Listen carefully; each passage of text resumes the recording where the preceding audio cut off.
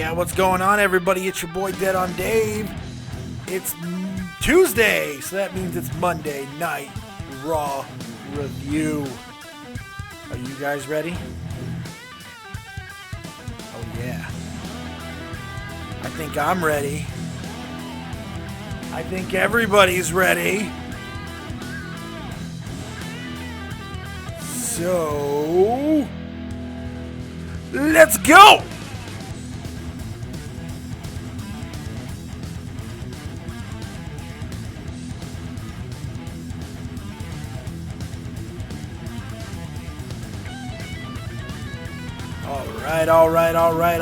All right. Let's go ahead and cut the music, shall we? What's going on, everybody? Welcome back to the channel. It's your boy, Dead on Dave. No video today. I look like The Walking Dead, and not in a good way, if there is a good way. So we're just doing straight up promos and stuff today. You can see on there. I don't think anyone's going to be missing my mug this fine day. So I come to you bearing very good news. If you have not already seen the other videos that everyone else has done, the band is back together and the drama within the Joe Cronin Show community is no longer an issue. Unbelievably, we all were able to find a way to not only save our friendships, but become a unit once again, which honestly I wasn't sure was possible, but it did, and I'm friggin' thrilled that everything has worked out and that we no longer have clitty litter clogging up our systems, so it's a good thing. But on to bigger and better things today, right here on Dead on Dave Productions. We've got your Monday Night Raw review, and as you know, I have not watched Raw yet. I'm going to watch it right this second, and as I go through it, I'm going to give you my cold, hard opinion on Raw. So let's find out where this adventure takes us, shall we? Let's get into Raw. All right, 2 minutes in, and I already spot a problem. This is not good. Michael Cole is not there. I don't know if he's going to be there later in the show, but he's not there right now. And Byron Saxton is heading the desk, and there is something wrong. Something is not right between the three of these guys. I'm instantly sensing that there is some kind of issue with, I don't know if they just have no connection, if there's no chemistry between the three of them. I don't know, but like Booker T didn't even say anything. Byron Saxton didn't really announce the other two very well, and I don't know. It seemed like a very weird beginning. We'll see how the rest of the opening segment goes, but that was a very strange beginning with Byron Saxton being the guy in the middle, which I don't think that's a good role for him. I don't know why Tom Phillips was not there, or hell, put Renee in there, Jesus, because Saxton is horrible, and I thought that there was all the reports that Vince was pissed off at him, but apparently that might not be true. We'll see how the rest of the show goes at this point and see what ends up happening, but that's an interesting way to start, and not in a good way. Not interesting and interesting and like, ugh, I didn't like that, but we'll see where it goes from here. Let's check it out. So 13 and a half minutes in, and good God, the first 8 minutes or so of the promo that went on of this freaking 11-minute promo, first 7.5 minutes or whatever, was so friggin' boring. Seth Rollins doesn't know how to really carry a group of people in conversation, apparently. They were stuttering over each other a little bit. Big Show just came in and started mumble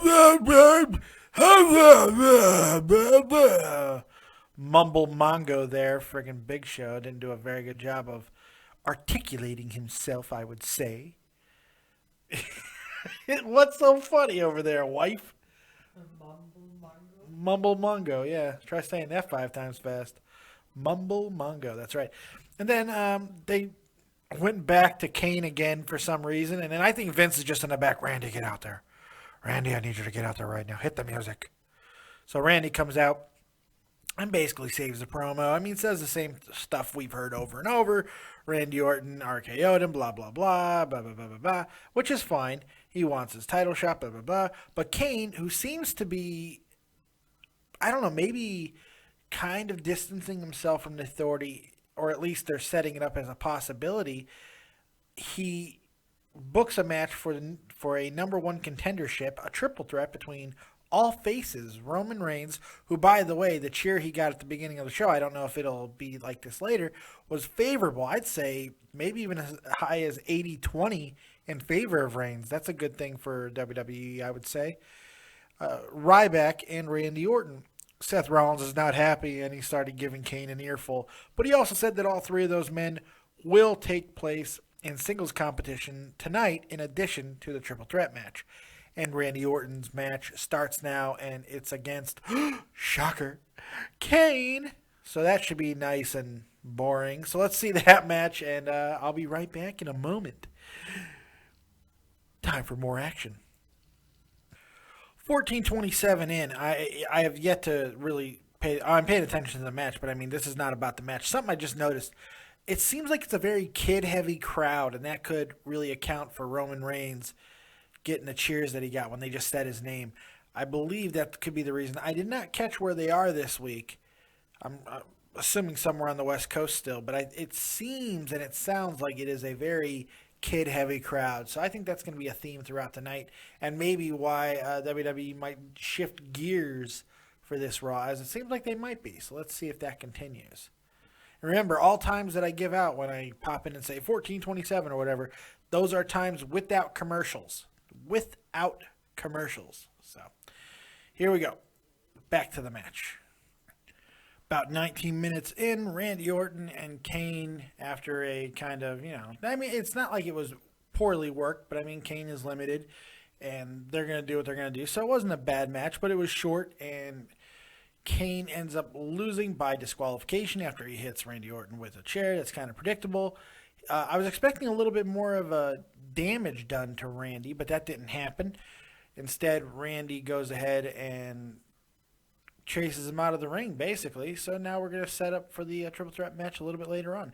So we'll see what happens. Not much happened in the match. I mean, there was a few things, but it's not a terrible kickoff match, but it's not exactly explosive either. It's just kind of one of those matches. There will be a day, though, where we're going to miss Randy Orton and Kane wrestling each other. That's why I don't get on some of the older guys, because, Undertaker and all that stuff. I don't really mind it, because there are some guys that I wish that I could see wrestle again. Bret Hart, Shawn Michaels, even Ric Flair. I mean, in their prime. Yeah. Epic sneeze! Woohoo!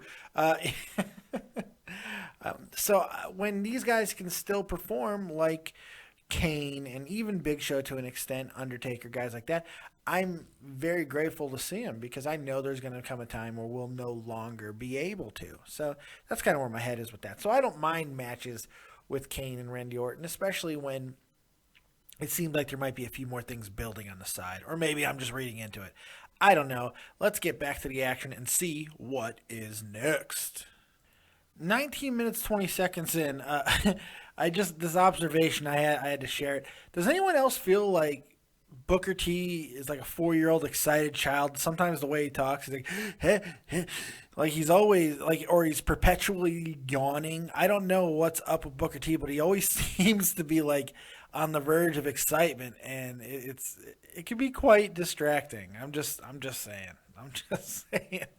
Back to it. It looks like they just announced Ryback and Luke Harper. We'll see how that match is, and we'll see what is next right here on Monday Night Raw. Woohoo! On Dead on Dave Productions. There we go. I don't know why I just did that promo, but hey, let's see what's next, shall we?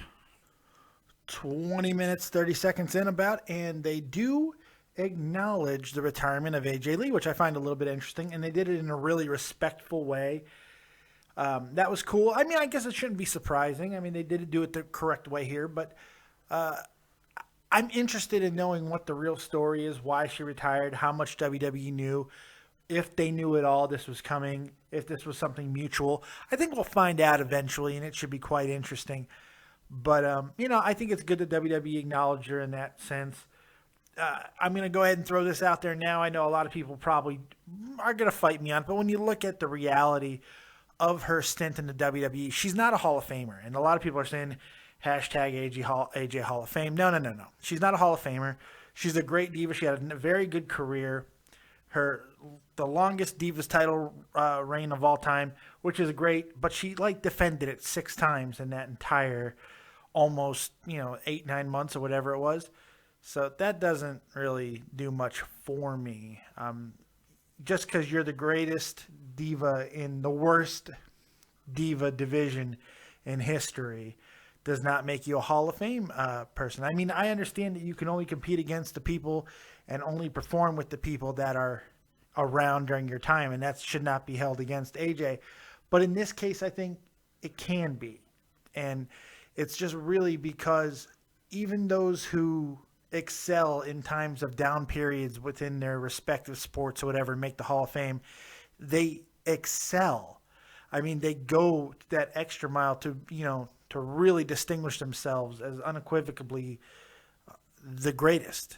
And even out of their own time frames, you think about Michael Jordan going into other eras. You think about Pistol Pete going into other eras.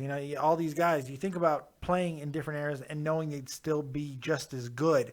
I don't know if AJ would be able to hang with Trish or Lita, or hell, going back to the earlier days when there were some real burly broads that were beating the crap out of people.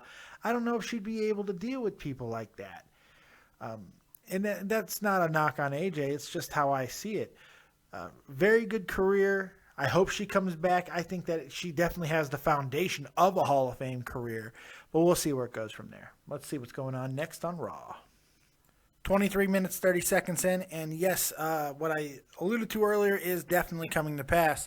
There is an explosion ready to happen within the Authority, and it's centering around Kane as Director of Operations. For some reason, the segment opened with Brad Maddox backstage doing some stuff. I don't really understand the point of that, but hopefully that'll get cleared up in a moment. Kane talking about how he's Director of Operations. Seth talking about how, well, maybe I'll just tell Stephanie and Triple H. Then he actually leaves for a second and comes back and goes on again about, I'm gonna tell him. I'm gonna tell him, you big demon. Oh God, it was kind of pathetic. But the segment wasn't that bad. And Kane, maybe I don't know if he's going to be going back to the Kane we like, or maybe just disappearing forever. But we'll see what happens with that. And if he does go out, who will be the next Director of Operations, if they will have such a position in the first place? So we'll see what happens. Should be interesting. But here's what did come of it. Seth Rollins will be having a match, and that is right now what I'm about to watch, but we don't know against whom. So let's see what happens right now, shall we? 30 minutes in, Seth Rollins not knowing who his opponent was. I'm sitting here going, please be Neville, please be Neville, please be Neville, please be Neville. And it's Neville. We're going to see Seth Rollins versus Adrian Neville. Ooh, yeah, I'm excited about that. If I'm correct, I think Adrian Neville's the guy who took the NXT title off of Seth Rollins before Seth left, but I can't remember. It was a long time ago. Oh, yes, this should be good. I'm excited. I hope they don't fuck us out of a good match. This should be good. Let's check this out, shall we? 42 minutes, almost 43 minutes in, actually. Really good match. Rollins and Neville, absolutely really, really cool. About a 13-minute match. They didn't, there was no huge epic match to it, but I think that they teased something possibly for the future. Neville took him to the limit, and honestly, without the interference of J&J Security, Neville probably would have gotten the victory. It was a really good match, and then after it, Rollins goes ahead and hits him with a second curb stomp to kind of emphasize the point. But I think it's a good thing for Neville to be in there that early with Seth Rollins, and I guess I was wrong. Seth Rollins did not drop the title to Neville. In fact, I'm not even sure they ever really fought each other before. But it was a pretty good match. I think there's definitely more between these two that could be played out in the ring. It would be a lot of fun to see them really push each other to the limit. You could tell when you see two guys go for the first time, and you can kind of see that there's a little bit of more left in the tank, and knowing where the match could go potentially in a rivalry or in just on a grander stage. Neville's got a very bright future. I don't think there's any question about that. And this whole Mighty Mouse thing, I don't think is as big of a deal as people were thinking it was going to be. Neville's got a bright future, and to be in there with Seth Rollins week 2, that's pretty damn cool. And we'll see what happens from here on out. What do you guys think of Neville and his, impact on the WWE roster? Do you feel he's going to be more of a higher mid-card guy, or do you think he's going to be a curtain jerker after a while? What do you guys think? Put in the comment section below. Let's see what's going on next on Monday Night Raw. 1 hour, 1 minute in. Cena and Stardust for the John Cena Open United States Championship match. I didn't like his promo because it's just John Cena being John Cena, but I do like the idea of the Open format to having the United States title up for grabs every week in an open challenge. I like that. I think it's cool. I think it really opens up a lot of possibilities, bringing in guys that whoever they want to. I mean, it's pretty cool. And this week it was Stardust, and it was a pretty good match. They gave some good length to it. I got to give Cena some credit, which I hate to do, but I have to give him credit because he went a little bit deeper into the bag o' tricks, if one would say. It looks like that springboard stunner is now a fixture for John Cena. We're going to see it every single week or whatever. That's cool because I think it's a cool move. He also did a few other moves that he normally doesn't do, kind of like a cradle shock type move that looked more improvisational, but it was a good match. It wasn't bad. Stardust really knows how to work and move and stuff. I have been noticing, I'm hearing a lot more of the wrestlers talk in the ring than I have in a before, It seems like, I don't know, I've read things that WWE is turning the house volume down for television sets so like they can control chants a little bit more, which I think is ridiculous, but I've read that. But with that being said, is it making the in-ring chatter between the wrestlers more audible? I heard Cena called out at least 3 different spots during the match. And I heard it in another match as well. So I'm wondering if that's going to become an issue. We're hearing spots being called. So that's something to just keep in mind of. I don't know. I don't like that. I don't think you should ever be able to hear the calls being made within the ring. I mean, we know it's fake, but I mean, still, you know what I mean? Don't shatter the fourth wall, guys. Come on, man. Why are you shattering the fourth wall? All that good stuff. But it was a good match. Decent. Cena getting the victory. Stardust took him to the limit. Again, it was just a solid match. There was nothing flashy, but it certainly wasn't bad. Solid matchup. So we'll see what's next. It looks like we're going to be getting the Bellas next, so Diva action. We'll see what happens. 1 hour, 9 minutes in, and we got the Divas matchup here. Tag team of Paige and Naomi versus the Bellas. All right. So I've been talking about how the Divas division has been improving and everything. Well, then they go back and they put a stinker together. This match was not good. I tried to give it a chance, but I got to be honest. This match was not good, and the problem was Naomi. And I've talked about her inconsistency in the past. I'm going to talk about it again. She didn't have much to do in the match, but yet she comes in and just starts botching. She botched her little flip off the top. She botched the finish. And then, while she's selling a knee injury, as soon as the match is over, she starts hopping around, jumping around. These are things you can't do. You have got to sell. You've got to be a complete athlete, a complete performer, a complete wrestler. You have to do all of these things to be the top girl or guy in the business. And I don't feel she's there yet. I'm afraid they're going to give her the title anyway. I hope that they don't, because I don't think she's a good representative of the division. I just don't. She's still so green. She's been around this long, yet she is still unbelievably green and unproven in the ring. And I don't get it. I don't know why she's not improving, but she's just really not stepping it up. Paige did her part. I feel Nikki did her part, but and Brie was there. I'm a Brie hater, I guess. I don't know. Brie didn't do much. I mean, Brie started off the match and she worked a decent match. She didn't get in the way of the match. Naomi was the problem here. So it is what it is. What do you guys think of Divas match? And how does this go in the face of give Divas a chance? And with AJ retiring, don't you feel that the Divas really should have put on a bigger, more important match, or at least just, perform better given the circumstances. I mean, this is the time to say, all right, she's gone, but we are here, so I don't know. Let's see what else is next up on Monday Night Raw. 1 hour, 11 minutes in, and the primetime players strike again. They once again tear up another tag team on the mic in the back. It was kind of herky-jerky, the promo, the vignette. It wasn't fantastic, but it wasn't bad either. It was rather funny. And, they got on the New Day a little bit, but then they went to the Ascension. And they actually had football cones taped to football pads with tinfoil on them. That was pretty funny. I wish it would have been a little bit better produced. They wouldn't have flubbed a couple of lines, but it was kind of funny.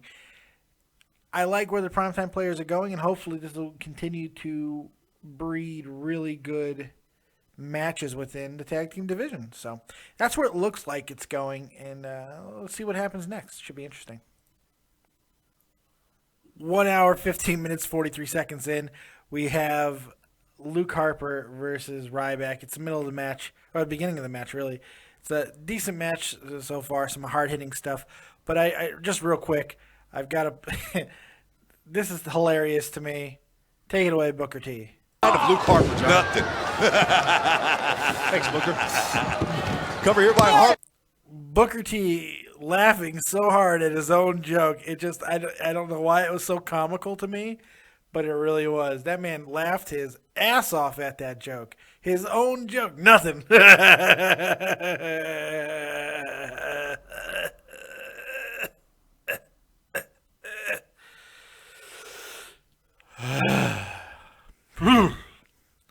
Anyway, back to the match. I just wanted to share. 1 hour, 18 minutes in, the match comes to a close between Ryback and Luke Harper. It was a good match. I mean, it was hard-hitting. It wasn't technical or anything like that. It was just two big guys pounding each other's faces in. That's basically what we got. Decent ending to the match after Harper got a lot of offense in, looked very impressive yet again. But Ryback continues his major role and takes the victory with out of nowhere shell shock, which is kind of cool. I'm glad that it wasn't such a formulaic shell shock like we always see. I like that this one was kind of out of nowhere and a little bit cooler. I mean, I get that it's just a Samoan drop, but I kind of like the way that he's doing it when he isn't so formulaic. Feed me more and then finish it. I like this a little bit more. So hopefully we'll continue to see an evolution of Ryback. But the question is, where does he go from here? What is the future for Ryback? What are we going to see out of him? I'm hoping that he'll become a fixture within the main event title picture, but we'll see. I think he easily can be, but they could potentially put him in the mid-card title picture as well. I don't know. I feel like Ryback, his time needs to be really soon because he is in his prime and he's a big guy. And you never know when an injury is going to occur. So if he's going to ever be the man, if he's ever going to be a title holder, the time has got to be coming up soon, you would think. But I don't know. I'm not an expert. I'm just a guy on a couch. So let's go ahead and check out and see what is coming up next. 1 hour, 32 minutes, or 30 minutes, 32 seconds in. 1 hour, 20 minutes, 32 seconds. And I'm sorry, we've lost all control here because the New Day segment. Okay, so the New Day is in the back with Renee and Big E's talking about why they clap and everything. Xavier Woods doesn't seem to give a crap. He seems to be just disconnected with the whole segment, to be honest. Kofi's talking about we clap or we snap. And Big E's like, by the way, kind of racist white kid. Now, granted, he didn't say a little white boy, but he did the prototypical black guy doing a white guy voice. Mr. Woods, or Mr. Big E. Yeah. And he talked about giving the kid an autograph. And then they went to clapping, and then Xavier Woods did clap with them, but after a little bit of encouragement, and he looked very insincere in doing so. Now, why we laughed so hard is because right after it happened, JBL, who can have some of the funniest one-liners ever. My wife is still laughing. She can't stop giggling over the damn thing. Because JBL just out of nowhere said, I would have kicked that kid to the curb. And for some reason, my wife is just absolutely losing it over it. It came out of nowhere. It did. It came completely out of nowhere. It was pretty funny. That's So, the way you said it, too. yeah, he said it like with so much sincerity. I would have kicked that kid to the curb. It's pretty funny. So we're getting a New Day match next. Let's see what happens. Are we going to see the continued evilness of the New Day? Will the New Day become cloudy? That's the question. Let's find out. 1 hour, 26 minutes in almost, the end of the New Day versus the Lucha Dragons match. This was an intriguing match, not just because there was some good action once again by Kalisto, who is impressing every single time he steps into the ring now, it appears. Even when he's not hitting moves as perfectly as he probably should, he's very, very good, and that was a great match. Good victory by the Lucha Dragons. Now, what made this match interesting was the New Day continuing to de-evolve a little bit, to become darker, for lack of a better term, I guess. And that made me chuckle. Anyway, so at the beginning of the match, the only time they did the New Day chant, and they were getting the New Day sucks treatment, and then from that moment on, they started working as heels. I mean, the way they were working the corner, it was all heel type work. And then with Xavier Woods in the match against Kalisto, Kofi took a cheap shot, did a kick right to the face of Kalisto, and almost got the victory for the New Day. Xavier Woods rolled him up and almost got the win, but Kalisto kicked out. When he did that, Xavier popped up and had this incredulous look on his face and looked at Kofi and then kind of went into a smirk and then shook his head. Like, yeah, let's be evil. I like this. Let's be evil. So it looks like Evil New Day is definitely coming. And pretty damn funny. I think it could be very interesting. These guys working as heels is so much better. By the way, Xavier Woods is really starting to show a little bit more in the ring. Granted, he didn't get a lot of work, but the guy can work. Plain and simple, he can move. I like Big E, but he is becoming less anything else than just muscle. He is just the muscle, and that's fine as long as they stay as part of this group, this core group. They need a leader. They need somebody maybe from the past or on the current roster that can mentor them and be the proper leader of this group to get one of them over as the next big star. But once they figure all that out, I think there is definitely a future for the New Day. I like it. I like them being a little more sinister. It's kind of fun. But the story here really is that the Lucha Dragons getting more and more over with the crowd. Big, huge things for the New Day, I think. Last thing I want to note about this segment, Kid and Cesaro in the back. Finally, somebody has said, you know what, you guys should really coordinate your outfits. And they're wearing the same type of outfits for the first time. Granted, it's just sweatpants, but now they both got on headphones and everything. And that's pretty cool because that's what they need. They need to look like a team. So I like that. And it kind of also indicates that they are going to be in it for the long haul, which I guess at this point goes without saying. But you never know when this experiment, even with them as champions, would end. So I like that they're investing a little bit more into the image of this tag team because it is a really good tag team. They work really, really well together, especially with Natty, the new attitude of her and everything. So enjoyable segment. I really did have a good time watching this segment. Back to the action. 1 hour, 38 minutes in, we get Roman Reigns versus The Big Show. Blah, I wasn't really into the match just for the idea of it. The match was not bad. It wasn't a terrible match. Roman does what Roman does, but I mean, we've seen this match before. But here's what I liked about it. Roman, for one, did get pretty good cheers coming down. It was a little more quiet, but there wasn't as many boos. But it was majority of cheers. But here's what I liked about the match itself. Roman is working this new persona in the ring where he's just like, he just laughs at the punishment that he's getting. and he is looking quite like the badass. The finish of this match was very good. The most of the build of the match was not fantastic, and that's mainly Big Show's fault because he's not believable as an athlete anymore. He just walks around and he doesn't do much. But Reigns, I feel, made the ending much more interesting with him getting his hair pulled back and just laughing at Big Show and saying, "I'm not giving up." I thought that was cool. And then the punches and then the spear. I think it's a nice little thing to do with the with his character. He needs to just kick ass. No words, no speeches, didn't grab a microphone before or after. That's what we want to see. That's how you're going to have to build Roman Reigns, but you're going to have to do it against better quality opponents too. I think that's going to become more important down the line.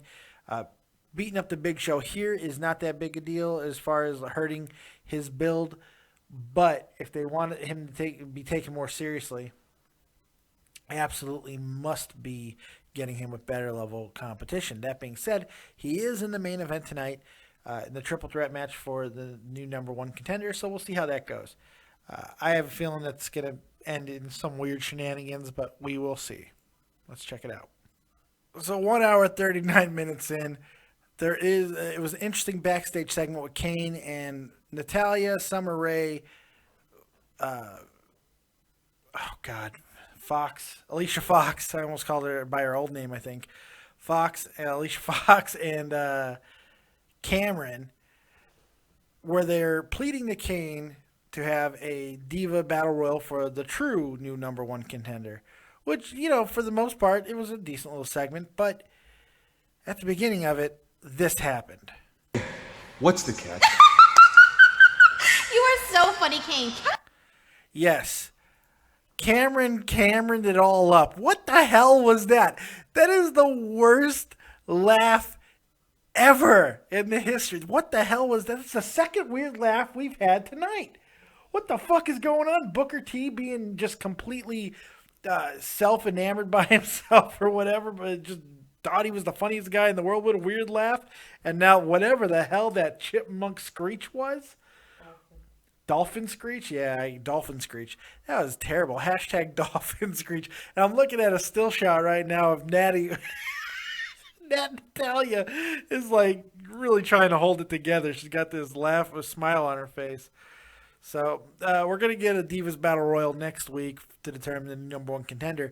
Now that could either be Charlotte. Damn it. It could either be Naomi showing that she is the true number one contender, or maybe which I just buried my lead. Well, I didn't bury my lead. I exposed my lead. I exposed myself to all of you. Charlotte making her debut, or maybe even someone else. You never know. This would be kind of cool to see that happen. We'll see what they do next week. Should be interesting. Let's see what's next. 1 hour, 49 minutes into the event, and Sheamus comes out and talks about why he's doing the things that he's doing, and he still looks amazingly, awesomely ridiculous. But I love the way it looks. I know it looks stupid, but I do enjoy it.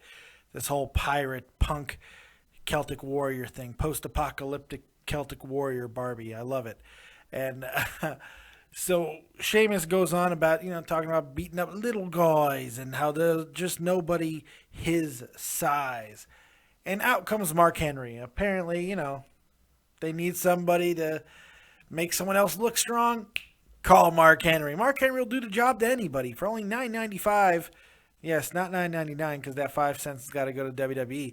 But for $9.95, Mark Henry will do the job for you at birthday parties, bar mitzvahs, weddings, and much, much more. Have Mark Henry at your bachelor party and do the job there. Pin Mark Henry in front of all your friends. Become a hero. Show your wife who the real man is. Because Lord knows, everybody else uses Mark Henry as a gigantic world's strongest fucking punching bag. I'm getting tired of it, to be honest. I mean, anytime anyone needs to look strong, it's beat up Mark Henry. Jesus.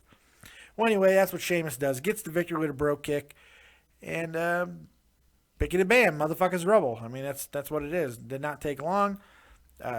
Gave the match a little bit of time, but not much. But it wasn't a terrible match. It was the same thing we always see when it comes to Mark Henry. Henry is donezo. I mean, this could be his last run in Texas. We'll see what happens. Should be interesting to say the least with what happens with Sheamus going forward. But he did target Dolph Ziggler by name, so maybe that's his true target from here on out. Look for Dolph Ziggler and Sheamus at Extreme Rules. That's what I'm a-tinkin', fella. Let's see what's up next. 1 hour, 51 minutes, and Bray Wyatt finally reemerges with a backstage promo. A very strange one. It seems like he's calling out some mystery opponent once again. I guess they're completely ignoring the fact that he lost to The Undertaker, and, they're like, hey, if everybody else is okay with the fact that he lost, then we're not going to acknowledge it. He's still strong as hell. Doesn't matter if he lost to a 50-year-old man.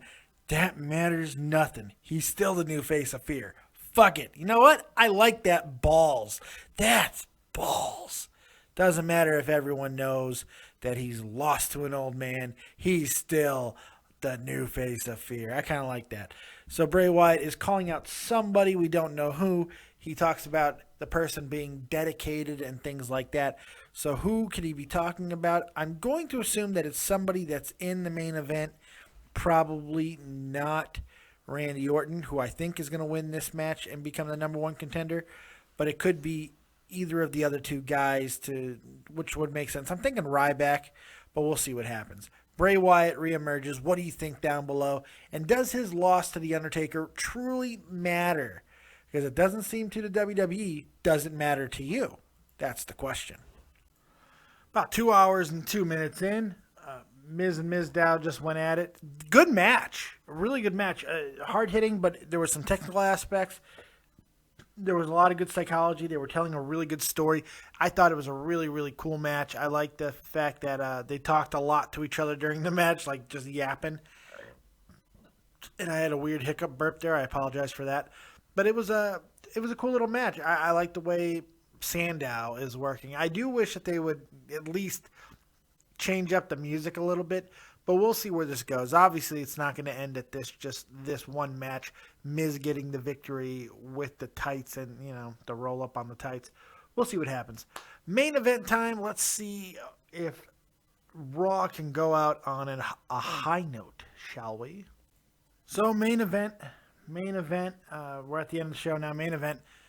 It was okay. It was a little sloppy. It was a triple threat match, so, we knew there was going to be interference, and there was.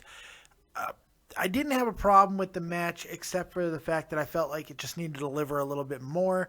I understand that it's a main event to a Raw, not a main event to a pay-per-view, but still, for a number one contender spot, I just felt that maybe it was just missing a little bit of something, and I don't even really know what. The match wasn't horrible, but it certainly could have been a little bit more fired up. I don't think it was given enough time. That's part of it. It seemed like the 3 hours did kind of fly by, to be honest, and they ran out of time. And there wasn't really any spots throughout the night where I feel they wasted time or anything like that. So that was interesting. That was I feel that is the positive, I think, coming out of the night, is I feel that most of the night, except for maybe the opening promo, was an effective use of time. They seem to highlight a lot of different people. They really got the emphasis on some of the smaller guys that people want to see. There's new attractions. There's new rivalries that are building and budding, and I think that's really good for Raw. This Raw does not live up to last week's, but you can't expect the same intensity like there was last week. I was entertained with the Raw. I'm not going to say it was fantastic. I give it about a 6.5, 6.75, maybe as high as a 7, but I don't think so. It's definitely in the 6s. Not a terrible Raw, but it certainly was missing something. I feel the absence of Paul Heyman was very noticeable.